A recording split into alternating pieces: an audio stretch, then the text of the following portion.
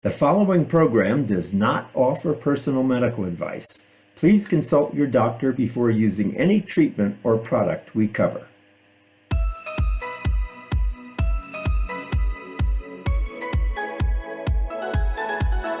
Welcome to Go to Health Media with your host, Jonathan Marks. We provide a welcoming environment where experts educate you on important health topics, answer your questions, and provide information from which you can benefit in consultation with your doctor. You can visit and subscribe to the show at gotohealthmedia.com. And now, here is Jonathan Marks. Hey everybody, this is Jonathan Marks with Go to Health, and welcome back to the show. We're so excited to have you here. You know, every once in a while, we invite a health expert on the show who's also engaged in the arts. While medical science is the language of facts, research, data, diagnosis, and treatment, the arts is the language of the heart. And when we combine the language of medicine with the language of art, we round out our total human experience to combine factual knowledge with emotional, social, and spiritual insight. We have the pleasure today of speaking with a practicing physician who expresses herself in the language of poetry. She has just published a book of poems titled A Doctor Only Pretends, Poems About Illness, Death, and In Between. Abby Caplin, MD, is a physician and practices mind-body medicine in San Francisco, California. In addition to being a doctor, she's also a poet who captures what is going on inside the body and combines it with extraordinary insight into what is also going on inside the soul. She's been a finalist for the Rash Award in Poetry, the Anna Davidson Rosenberg Poetry Award, a semi-finalist for the Willow Run Poetry Book Award, and an award recipient of the San Francisco Poets 11, and a nominee for Best New Poets, Best of the Net, and the Pushcart Prize, the Best of Small Press, and the most honored literary project in America. Abby also lives with a chronic health condition, which informs her work as both a physician, patient, and poet. So welcome to the show, Abby. How are you today? I'm great. Thank you so much for having me. It's a pleasure. You know, I thought we could start off the show with one of your poems, which I'd like you to read first, and then we'll discuss. The poem from the collection, A Doctor Only Pretends, is called Kuan Yin. So why don't you read that for us, Abby? Sure. Kuan Yin. A doctor only pretends to understand the soul's transmissions through the stethoscope, the placement of bell and drum on bare chest, simple human breath, commingling with clicks of worry, raspings of self-reproach, the unpredictable beat of chronic confusion. The details don't matter when loneliness is undone. And the siren I hear through the window reminds me of that normal day when illness held me upside down by my feet and slapped my behind until bright pennies of pain emptied me. Misery comes cheap, and to survive, you must study those bangs of false belief about who you are that blind your third eye. Make your hard pilgrimage from the realm of nightmare into the space of a quiet room, bird calls and dogs barking in the distance. Everyone who lives long enough slips into the pit, even my neighbor, who screwed up his face when I said Crohn's disease, later stroked out. And he did not merit my story, how I awoke from my dying to another existence, where water and sand cradled my feet, the gulls cried to give comfort, and I sang the sea's Om. Thank you. There's so many images that come up in that. What prompted, what inspired this poem? Well, I was sitting in a room and in my house, and where I had, it was after the pandemic started, and I had moved my office back home. And there was a Kuan Yin statue that I had brought from my office. Hmm. Yeah, and that's what started it. Just looking at that Kuan Yin, the Chinese goddess of compassion, Hmm. remembering what brought me to my work. And tell us a little bit about that story. What did bring you to your work? Well, when I was in my early 30s, I was finishing up my pediatric residency, and I got quite sick, and it took several years to finally be diagnosed with Crohn's disease, Hmm. which is an autoimmune disease that affects the intestine as well as other parts of the body. And at that point, I really had to get reoriented. And I found, of course, a really good counselor to help me Hmm. at that time. And I started to explore other ways of healing and guided imagery and yoga. And it's just been a journey since then. So you really take a multimodal approach to healing. So it's not just conventional Western medicine, but it also sounds like you've delved into Eastern medicine and other meditative practices. Over the years, yes, over the years. And I actually decided I wanted to become a counselor and help other people Hmm. um, with chronic illness, autoimmune disease in particular. That's where the body sets up an inflammatory condition and you get things like Crohn's disease. I got a master's in counseling psychology uh, and then opened my practice. Nice. And so you work with clients, I guess, remotely, who have chronic disease, Yes, right? yes. And so you basically do counseling and coaching. Right. And there are different modalities that I've used and for the past 10 years I've been using a certain modality called voice dialogue, but that's a whole other topic of conversation. Right. So, Abby, one of the things I first noticed in your poem that you just read was listening through the stethoscope. And I know that you, again, you're bridging the world of medical science, but also expressive arts. Tell us the kind of experience you've had when you listen through a stethoscope as you're with a patient. So when I listen to a patient's chest or I put the stethoscope on, there's kind of a ritual involved and it feels bigger than just my listening for pathology and the patient being quiet. There's kind of a connection, a heart connection. And what happens and what I describe in the poem is that loneliness is undone. I think the hardest thing of Mm. having a chronic illness is that you're often alone in the experience because no one else can have the same experience. Mhm. And that's really what happens when there's that connection like that, that it doesn't matter the pathology if you hear anything that's wrong. I mean, yes, but it's a connection where loneliness is undone. Mm. Mhm. And Even in those short few moments of the visit, you're yeah, really able to be together.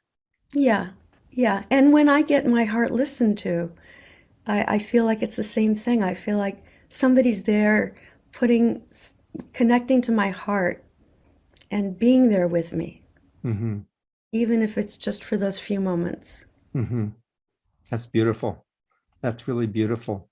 And there's also a sense of when there's this, let's say, upset or anxiety or whatever you want to call it about having a disease, that it's still daily life that continues. Hmm. And I got that sense from the poem as well, that even as you're dealing with a disease, life is still going on and you are still living in this world and it's a daily occurrence. Can you talk about that? Yeah, it's about finding those spaces, like between the dogs barking and, you know, I forgot what I have here, bird calls, there's that moment of being quiet and being part of the world and feeling connected to something larger than yourself. Mm. That's also very healing. Hmm. Do you find that patients can have that perspective even during the middle of chronic disease? I think that's the work. That's Mm. the work, is being with a patient or client, I call my Hmm. clients, Hmm. being with them and exploring what matters to them and how they can uh, connect to something larger than themselves. They need to find that for themselves. Each person does. Mm. And they're just different levels of being with someone who's exploring that. Hmm. And do you find that a lot of people can find that bigger sense of the world or bigger sense of what part they play, or that they can come up out of their disease and out of their discomfort to realize a bigger perspective? Yes, very often. Yeah. Mm. And being in that mode allows the body to rest, actually, Mm. and Mm. and feel a sense of well-being, of calm, and can allow, I won't say it always, but it can allow the body to have um, a way to respond in a way that's healing. Mm. So it's really a sense of a relaxation coming up out of yourself, realizing that there's a bigger world out there that you're part of. Right, right. And for every person, that journey's different.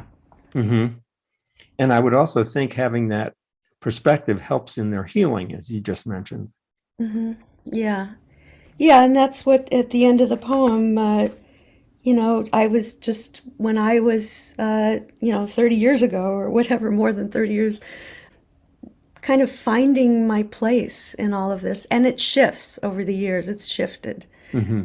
But at that time, just walking on a San Francisco beach and hearing the gulls and just being away from everything else but the world around me Mm-hmm. at that moment.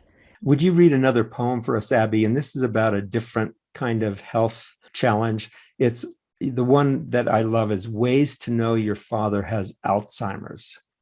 Can you Okay. share that with us? Oh, I'd be happy to. Yes, so this is about my father. Mm. Ways to know your father has Alzheimer's.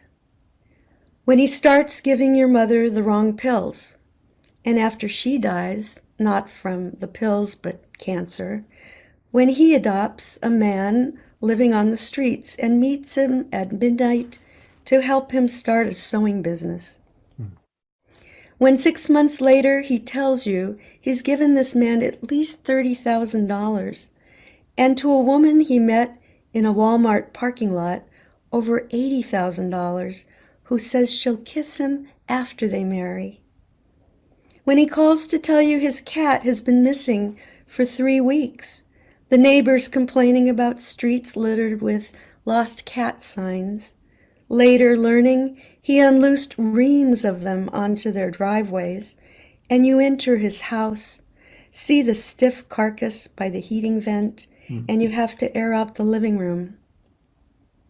When he tells you he loves eating canned olives for dinner and recommends you try it. When he takes your daughter to the Children's Museum but misses the exit, ends up on the Golden Gate Bridge, and makes a U-turn in the middle. When he talks his way out of a ticket and still has his driver's license despite the psychiatrist's report. When you've moved him to assisted living and you drop nail clippers into your pocket before each visit. When on President's Day he doesn't recognize the cartoon drawing of Abraham Lincoln in the dining room display. When you watch an attendant tie a blue bib around his neck at the table and he's not embarrassed. When you are together, looking through an art book in the rec room, and you turn the page to a painting by Rembrandt, Christ on the cross, and your father, once a respected university professor, says, oh my gosh, what happened to him? Wow. I was with you on every one of those images. This is an experience you went through. These were all true All true. events. Yeah, all true. Wow. Yeah, and only a small portion. Yes, I'm sure there were many more. Right. Oh, Yeah, yeah. that's so difficult. So tell us, what are the feelings that come up for you, as you kind of catalog these different instances? Is it a feeling of helplessness? Is it what do you feel? I think I feel, first of all, compassion for myself for having lived through that. And I Mm, think that the poem honors more my experience of all the stress that I went through, right. trying to support him and do what was right, and kind of getting derailed periodically. Hmm. Society, by the people who didn't take away his driver's license. It's a struggle that people go through, Yeah. and also the people who want to defraud the elderly, Mm, you know, all of hmm. that. So that's what I feel when I read this. I'm kind of honoring my experience. Yes. Yes.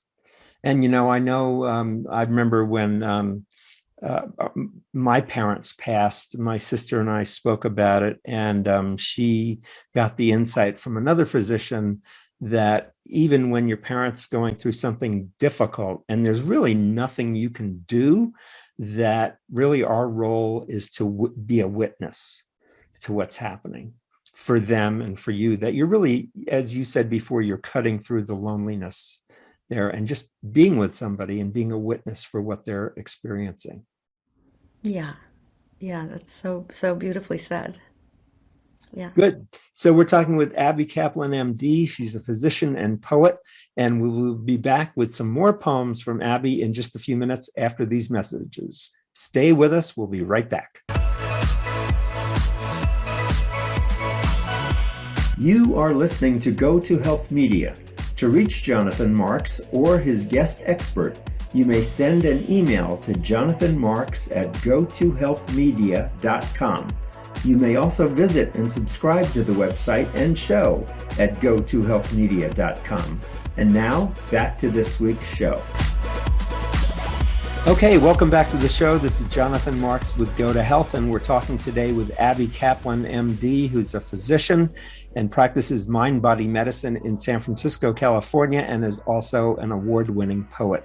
So Abby, share with us some of the successful ways in which some of your clients have coped with chronic disease, which may be very challenging to have physically, but how do they get past this and live through a day? What are some of the examples of what you've seen?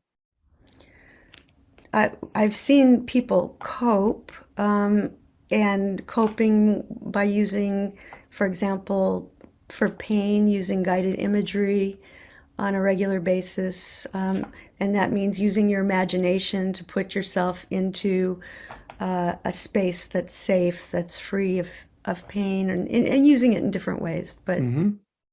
And also with just finding the passion that ignites each person. What is that passion? A lot of people don't know what that is. So they might find that doing some kind of Chinese movement meditation like Qigong Mm-hmm. is very helpful. Um, Painting, I have a client that goes for painting classes, Mm-hmm. and of course writing. I used to lead a mind body health writing class, Mm.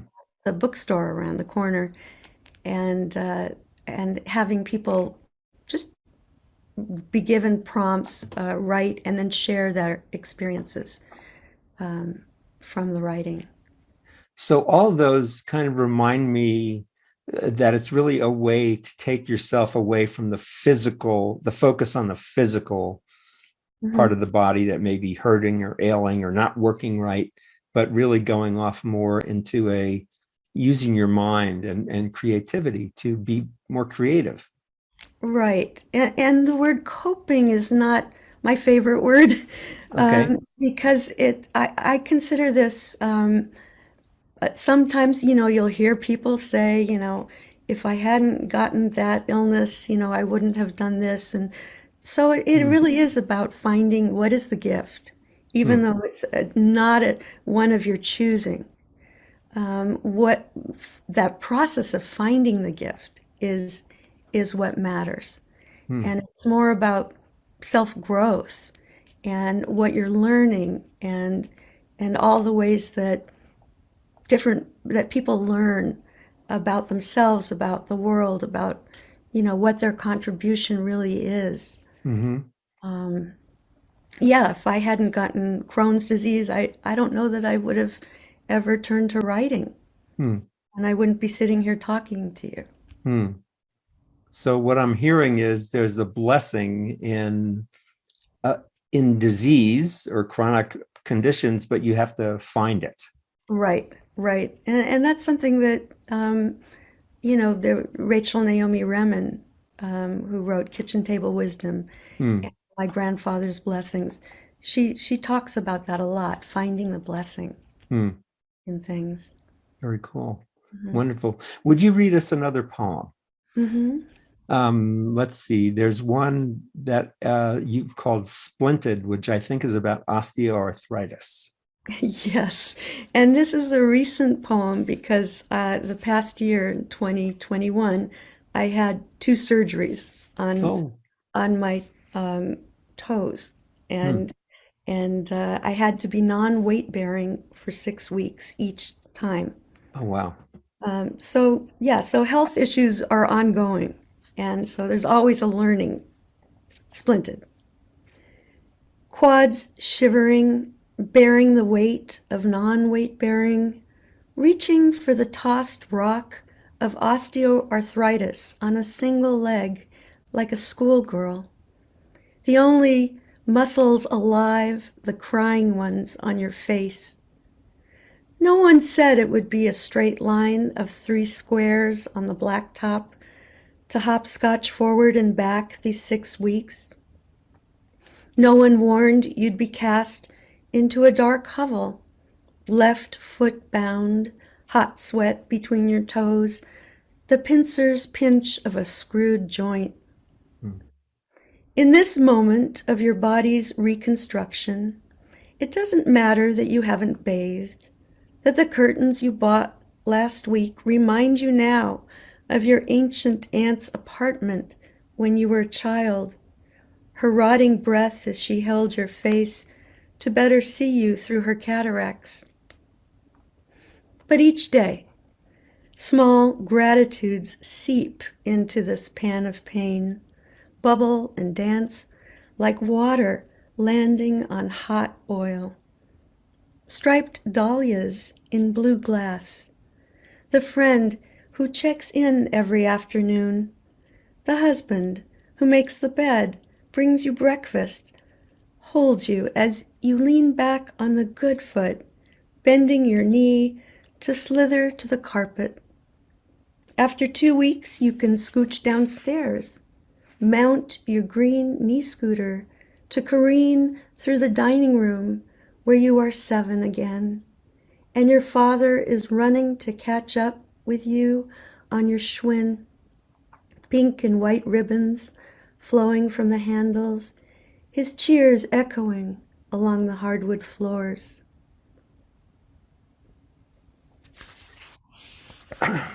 Wow. Every one of these evokes so many images. It's really amazing. Yeah, so the insight that I'm having from this is that, when you have some kind of an illness or surgery or whatever, it really just takes over your current life for the moment while you heal. And that you really have to take that time to heal and rest. But there are so many images that I hear going through your life, and I can imagine going through my mind because I've been bedridden at different points in my life, that it really helps give you perspective on your life and where you're going to go next. Yeah, definitely. And perspective, and also a new respect for the body. That I had to maneuver on one foot for 6 weeks, Mm. um, and and work muscles I had never worked before. Some Yes, yes. yeah, and every movement I had to think about. And I don't usually think about that, normally as we go through the day, we just count on our arms moving and our legs moving, and but to think about every movement I had to make. Hmm. And a lot of people have to do that all the Hmm. time, and it doesn't, and they're not better after 6 weeks. They can't. Right. And how is it different for you with all your medical knowledge when you are thinking about all these movements? Do you have does it give you a special insight? Does it make you more humble? Does it, what's the combination here between your training and your experience? Well, I have to say, I'm just Abby Caplin, and I'm Okay. experiencing that at that moment, and I'm trying to help myself and trying to find a way to not get back, but trying to find a way to find the gift. And each, Hmm. and of course, when you're in pain, it's really hard to find the gift. Hmm. And you can't. Right. Oftentimes, some people are amazing. I have a client who is in chronic pain, severe pain all the time for years, and she does find the gift. Mm. And that's to me is amazing. And when you talk about finding the gift, it's not like one gift. It's really each person's individual experience and research and searching. Exactly, exactly. Can you Yeah. share one way in which she found a gift through the pain? Yes, because well, she's also a writer, and for her that's key. And Hmm. uh, and I don't want to give any more information, just Sure. keep it confidential. But yes, in many ways, she finds community. She finds individuals to connect with, and she loves her backyard and her garden. Hmm. She does that.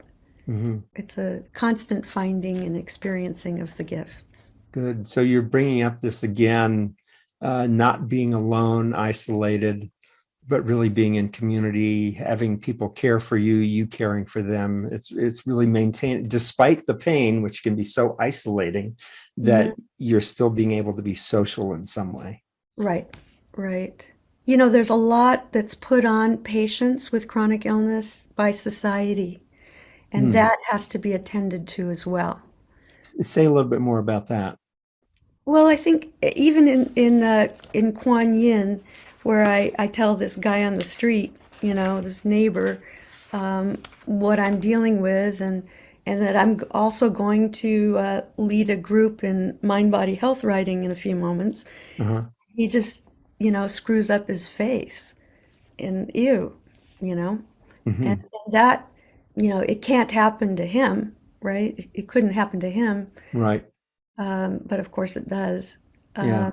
But it's about society conquering, this is our John Wayne kind of mentality that we get through it, that we cure ourselves, we go back to the way things were. Hmm. And that's not the way it really works. Can you describe an example of how it does work so that people get a better understanding? Yeah, that's where you don't run away from your experience or berate yourself or come down on yourself for not getting better. Hmm. um, which can happen when patients go to the doctor Hmm. and the doctors, worked it and really worked hard to figure out what's wrong and can't find it, and then the patient feels that they're to blame. So that needs to be worked through, and that's what I help people with. Got it. So what you're really highlighting is not only you experiencing this whole thing, it's how the rest of the world reacts to you. Yeah. Like if I'm just thinking, if you have cancer, I remember when my father did have cancer, he was very concerned about sharing it with anybody because he was concerned about people's judgments about what he was able or not able to do, and he was perfectly able to continue everything, but there was a lot of concern about what everybody else thought. Right, right. And for good reason. Mm-hmm. So how does a person who has chronic illness or cancer navigate the world so that they retain their whole sense of wholeness? Everyone's whole, but how do you retain that sense of your own sense of self? So, Abby, would you read another poem for us? And the one that I also like is called Regret. Can you tell us what regret is about before you read it? Yeah, regret is about a physician who makes a medical error that costs someone's life, Mm. someone their life. Regret. Sometimes coastal fog is too bright, a jarring inferno of white fluorescence, like a hospital morgue at midnight, amplified in the polish of stainless steel. I have lived as a shore wolf baying in the dusk at the cirrus shrouds of heaven. With the wrong call, I once sent a child to the angels, my best intentions wrapped in a Macintosh blade and an endotracheal tube. Some called it medicine. I heard his mother weeping in the hallway, and the boy's quiet chest grew a worm in my nightmares. A mask of my mother hangs in the closet, and knowing my mother, she is ashamed that I did not live up to her potential. Listen, beyond her fading, reproving voice, past the angel still warm, the clock is ticking, and I am a fly, insisting itself against a damp bay window where mold sprouts in the pale afternoon, and another straggling day is swept from the room. Your poetry evokes such emotion. It's so beautiful. You know, it really just shares the humanity of healthcare professionals. I mean, you know, you go to see your doctor and you view them as the expert who's going to help you, but they're really just people like the rest of us. And they have their successes and failures too. And it must be so difficult as a physician to, when you have an error like that that costs a life. That must, I don't know how much that ends careers, but it's something certainly you have to go through, and I guess come out of that pain as well to Mm-hmm. find something bigger and a bigger purpose about what you're doing, and that you're not perfect. Yeah, yeah. And the only people who can really help you are other physicians, who've been through the same thing. Yeah, yeah. Okay. Well, we are talking with Abby Caplin, MD. She's a poet. She practices in San Francisco, and she's just a wonderful poet. As you can see, she's won a number of awards. We're going to share more with you after this break, and we'll tell you where you can learn more about Abby, her websites, and where you can buy her book. And we will be back right after these messages, so stay with us.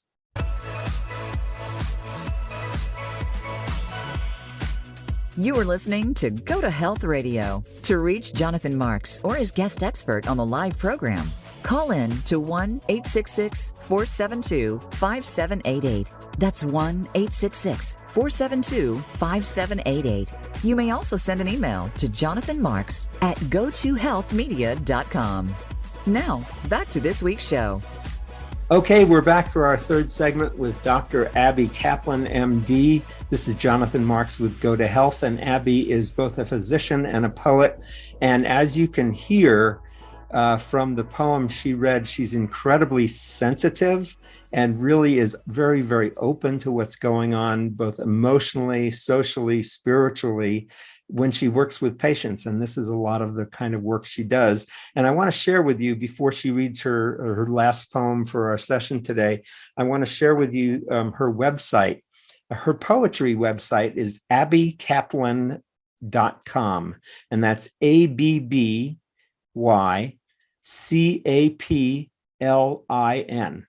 abbycaplin.com. That's her poetry website. And on that website, you can buy her book that she's reading from, which is called A Doctor Only Pretends. If for some reason you can't get there, just go to Amazon and you can look up Abby Caplin, Abbycaplin, and you can look up the book called A Doctor Only Pretends. It's a really wonderful collection of poems with the insight of both, a physician, a patient, and then just a poet. There's just an amazing, incredible combination of perspectives in this book. Abby also has her physician website, which is abbycaplinmd.com. She does work with patients remotely, but according to her licensure, she works with patients only in California. So if you live in California and would like to find out more about her, you can go to abbycaplinmd.com. So Abby, if you could read your last poem for our show today, and this is one of my favorites. They're all wonderful, but this is a kind of a funny one. It's called Ode to Health Nuts.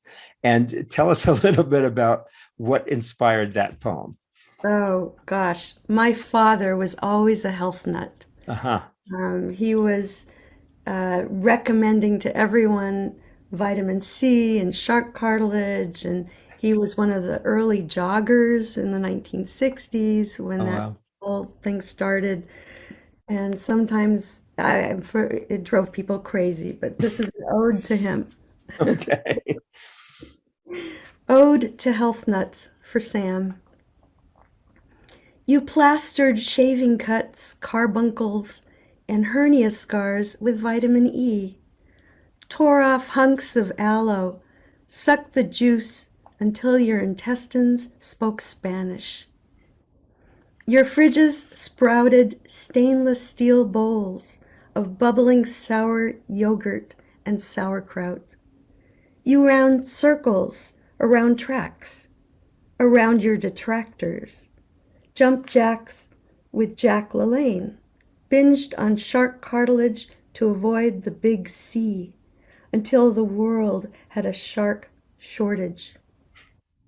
But you swam your shark laps to keep moving, to keep living, and some of you even lived long enough to watch your minds erased. Today, I ponder my possible fate, dealt by online tarot decks of genetic spread, a major arcana of Alzheimer's and macular degeneration. My kitchen drawers bulge with magnesium, omega-3, probiotics, and vitamin D, laced with equal parts science and hope. All hail to you, our prototypes, archetypes, guinea pigs, and vanguards, on whose shoulders we bless our nutrient-rich kale smoothies, farm-to-table boulangeries, and locally roasted single-origin coffees. Farm to your mother, your mouth to me, cow to carnivore, to black bean soup, back to the woman in the paisley shirt and bell-bottoms, rolling up her sleeves, digging into her brown rice and tofu dinner. That's a delight. That sounds like so many people I know. And I have to admit, there's a certain part of me that I can relate to that as well, having been a child of the 60s and all the, it's the 50th anniversary of Francis Moore Lapé's Diet for a Small Planet. Oh, yeah. And when that came out, that really changed the world in terms of people's perception of what was good and healthy to eat, and that we really had to really move away from meat because it was just so agriculturally intense to grow. Mm-hmm. Good. Yeah. Well, Abby, this has been just a wonderful session with you. I'm so glad that we've been together. Thank you for having me. I really, it's been fun. Good. Well, I wish you the best with not only your book, but with your future writing and with your future awards, because you're certainly getting a lot of awards. Again, we're talking with Dr. Abby Caplin. You can find her at abbycaplinmd.com. That's ABBYCAPLIN. abbycaplinmd.com is her physician website, and her poetry website is abbycaplin.com. She's a physician and practices mind-body medicine in San Francisco. And in addition to being a doctor, as you've heard through the show, she's also a poet who captures what's going on inside the body and combines it with extraordinary insight into what is going on inside the soul. And as you've also heard, she also has a chronic condition herself. So she has all three perspectives about being a doctor, a patient, and also a poet. Abby, thanks again for being with us today. You've really given us a gift. And I think if there's a message we want to take from this, it's that people who have had chronic illness, the way they deal with it is not only just by coping with it, but they're also learning where their gift is. What has this shown them about themselves, either in their, possibly in their ability to cope, in their strength, in their faith, whatever. But when you're challenged in this way, there are so many people who really find that they have other gifts to give to the world that takes away the focus on the deficiencies of the body. Absolutely. Thanks so much, Abby. It was great being with you. And we will see you all again next week. And as I always say at the end of every show, I wish for you to go to health. Take care. See you next week.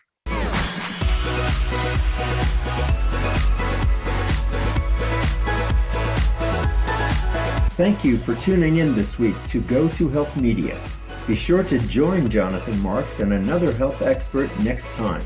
You can also catch the program on your favorite podcast platform. Until our next show, be sure to visit us on the web at gotohealthmedia.com and elevate your life.